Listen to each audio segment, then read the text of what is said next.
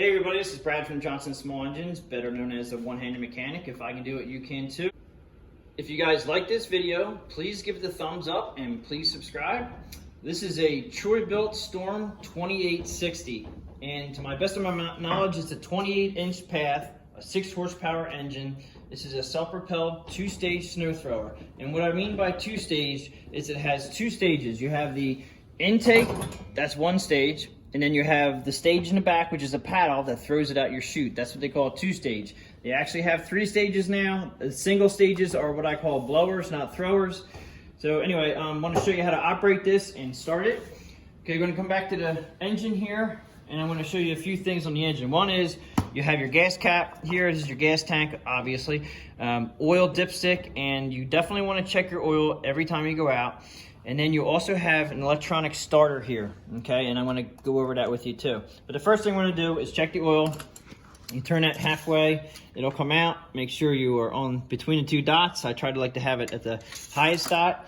Now, when you put this back in again, let me show you this, is when you put it back in, you have 2 little nubbies there, and you have 1 little nubby there, okay? The dipstick tube itself has 2 little nubbies there and 1 there. If you do not put them in correctly, sometimes you can actually jam this up. So you just want to make sure you get them in properly. It's like a puzzle. Turn it halfway, click it in, we're good there. We have a full tank of gas. As far as the controls over here, we have a pull cord that you can pull start it when it's warm. You have the electric start, which is great when it's cold. And what I mean by it's cold, when you first start it, the oil can get pretty thick. So you want to use your electric starter, and you don't want to use anything more than a 10-foot cord, in my opinion, because you will draw a lot of amperage from these starters and you can fry them. The longer the extension cord, the less amperage comes through the cord, and you can burn up a starter if you're pushing the button too long. This is a 16 gauge cord. I recommend 16 gauge is perfect. I wouldn't go much thinner. You can probably get away with the 14, but 16 works great. And this is only 9.5 feet. It does have the 3-prong cord here. It also has 3 prongs here, and you just want to make sure you plug that in correctly. Don't want to wiggle it too much, because I've had a lot of people bring these machines in, and I don't know if they just wiggle them too much, but they broke this ground off. You can still get away with using your cord if the ground's broken off. Not suggested, but it can be done in a pinch. All right, so you plug that in and then plug this into the wall. Once it's started up, then you take your extension cord off, and once it's warmed up, you can use the pull cord. This thing will run and start easily as long as your engine's running correctly. Using the pull cord to fire these things up is easy, and especially if you run out of gas at the end of the driveway and you need to fill it up with gas, just pull start it. As far as the starting controls on this side here, okay, you have your throttle and the stop. So if you have this thing all the way over to stop, this will shut off. This is a safety plug right here. If you have kids, leave this out so nobody can mess with your machine. Without having this in all the way, this machine will not run. So make sure, what I usually do is I'll drill a hole through this and then put a piece of string around it, and then just have it dangling when you're not in use. But obviously if you had kids, take this out and hide it somewhere. But anyway, that's got to be in. I usually start them about half throttle. We have turtle and rabbit, slow and fast. Start at about half throttle. This is your primer bulb when it's very cold outside. Obviously when it's snowing, it's 32 degrees or below. You want to push this 3 or 4 times, maybe 2 times. Depends on how hot it is outside, and you also have to have the choke on the on position. This is a newer style choke. They put them up top. It's very convenient. All right, choke on is like this. And sometimes if you don't know which way the choke is, you can also put on and then off. We do that sometimes for the customers. This is pretty much self-explanatory. Choke in the closed position right there is on, and then that's off. Now I can say, if you're compensating by using the choke like halfway on while you're running the machine, you have a carburetor issue. When the engine is warmed up, the choke should be all the way in the off position. If your choke is in the off position after 5 minutes of use and it's hunting up and down, surging, that usually means you have a blockage in the carburetor. You should probably get that taken care of. Yes, you can compensate for it. I do have a video on how to compensate and get the job done. As far as my snowblower did it last year, and I had to compensate by using it at half choke. But this year I rebuilt the carburetor and we're good to go. All right, so as far as starting it, that's how you would start it and operate it. Once it's warmed up, you're going to definitely want to take it up to full speed for the operating this at maximum speed allows everything to work properly. We're going to go up to the handles now, and I'll show you the handles. drag out of the way here. Okay, from left to right, we have auger control, which says right here. All right, so we have auger control. This handle here controls your augers. Okay, you have this handle here will control your chute direction up, direction down. That's the front chute up there. And then this guy here is a left and right. So you're gonna clockwise for right, counterclockwise for left. This guy here is for your drive. This is forward, and they have up to 6 speeds forward, and just basically just notch every notch. And then you have 2 reverse speed, which is all the way back here. And this one here is your drive. All right, let me just see if this handle here, we have drive and we have auger. Okay, so this one also has the auger. So if you push your drive in and then you push your auger down and you let go of the auger handle, it's still down, and that's supposed to be that way because I have the drive down. And as you're moving along and you're driving, you really don't want that to be up anyway because you don't want to get a clog. So when you raise the drive slightly, it'll unlock the left handle, which is your auger.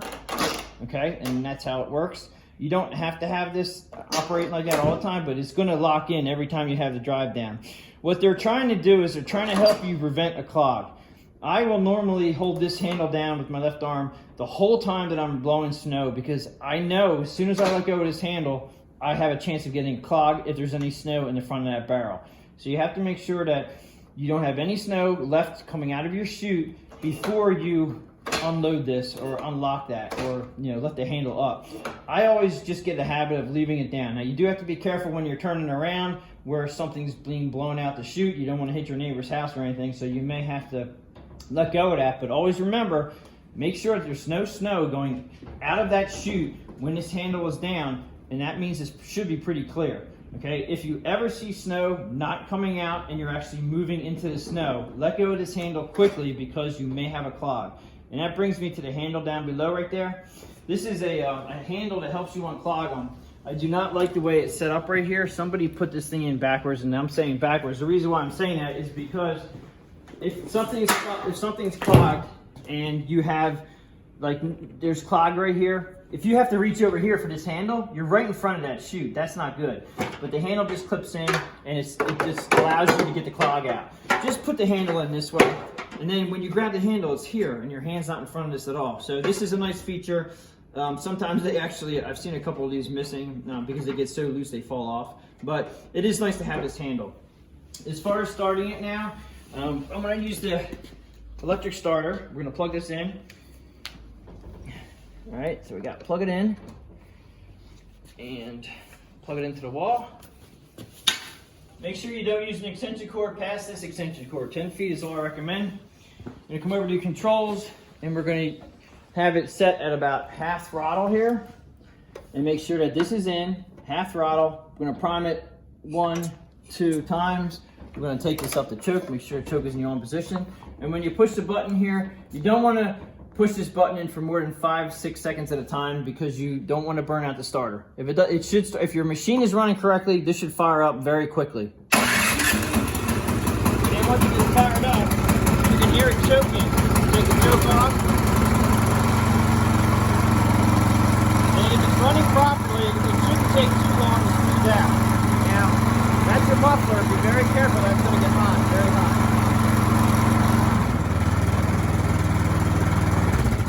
So that pretty much is how you start it. Now, like I said, you're going to run it all the way up on fast, which is rabbit, to get it going. Let me just show you. I'm going to actually show you how everything is running after we get it started, and I'll just show you the forward speeds and backward speeds real quickly so you can see this. So we're going to, again, put it on choke, half throttle. I still have my extension cord plugged in. Make sure you do not forget to take the extension cord out.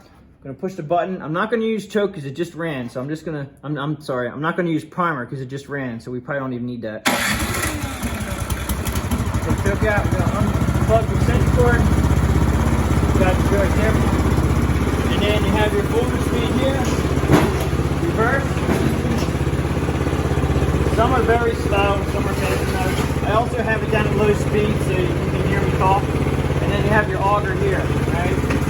Put this in first gear, auger down, and I'm gonna go. And like I said, when I go to that, your auger's still going. Show you this in the front.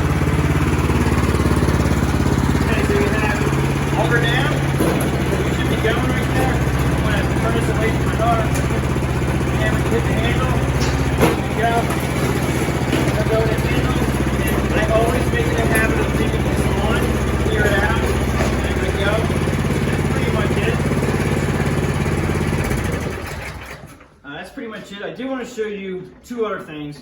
One is this actually has heated hand grips, and it's a nice feature. If you want to know if your machine has heated hand grips, it's pretty self-explanatory. If you see wires going to your handle, you pretty much know that it's got heated hand grips, because there's no reason for these wires to be here other than that. It has a nice little feature right here for on and off, okay? It does take a while for these heated grips to get going, but the longer you run this thing at full speed, the better they get, and they do work nicely when they're operating correctly. Also here, they give you a nice little spot for shear pins. They have two shear pins. This is a shear pin with a clip on it, and it's just sitting here, and you're wondering what that is a shear pin, okay? Let's go around the front and I'll show you a shear pin. So the shear pins are here. This one has 4. There's one here, one there, one here, and one here.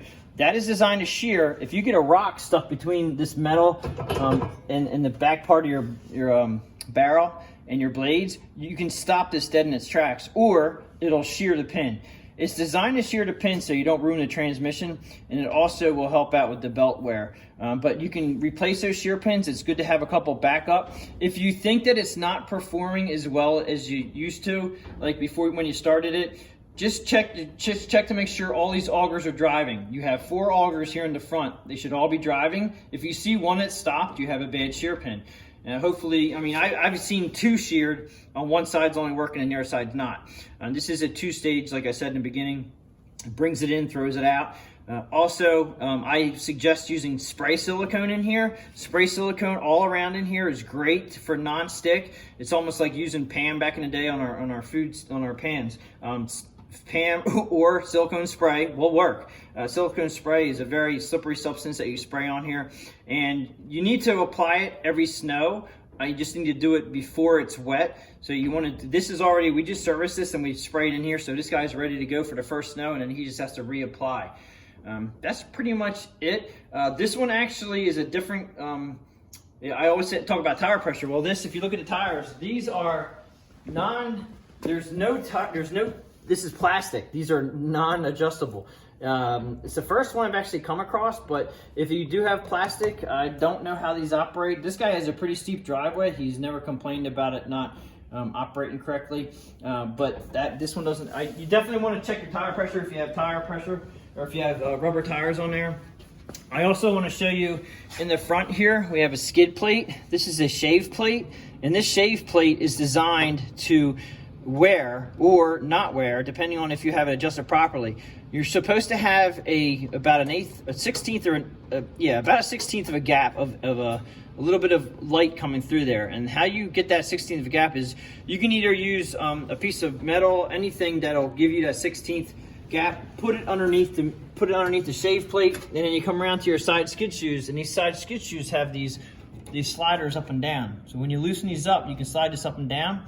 So you get your sheave plate adjusted by putting your piece of metal. We usually use a 16th piece of metal, put it underneath there. We loosen up the side skid shoes. We lower these down. Both sides have them, okay? And then you tighten them up, and you should have a little teeny bit of an air gap. That's the proper way to do it. A lot of people do not adjust their side skid shoes properly, and they wear out this bottom shave plate. And if you wear out the bottom shave plate, it's a more expensive repair. And also, if you wear it too far back, you'll actually you'll actually ruin your barrel in the back. So the shave plate's there to be replaced if necessary, but if you do it properly and you just adjust these are actually adjustable, and you can also turn them over and replace them with these. So it's a nice feature to have as far as adjustability and having your machine run properly. I do appreciate everybody watching my videos. I think that pretty much sums it up, and I did forget one thing again. This has a nice little headlight here, which is nice for nighttime use. Some do, some didn't have it. That's pretty much how to operate, and a couple tips on the Troy-Bilt Storm 2860. As far as ordering parts, if you guys need parts for this machine, I just want to show you down below, there is a sticker on the machine. All right, it's a Troy-Bilt machine, and the model number that you need to use is right here. Okay, so you need that number to order parts for this. And it looks like you may have parts right here. This is a very, very nice sticker. It looks like there is a lot of part numbers for stuff that you need right here. That's really nice. I wish they all had that for people, because then you can just go right here. So either use this model number and go to a Troy-Bilt website for snowblower parts, and you can put your model number in, and it'll bring up the whole machine. Or, you know, this is very nice. You can actually see here the parts. Take these part numbers and Google them online. You could probably just order them up. As you can see right here, oil drain. This is where you drain your oil. Just wanted to show you guys that for ordering parts for your snowblower, so you guys know how to do that.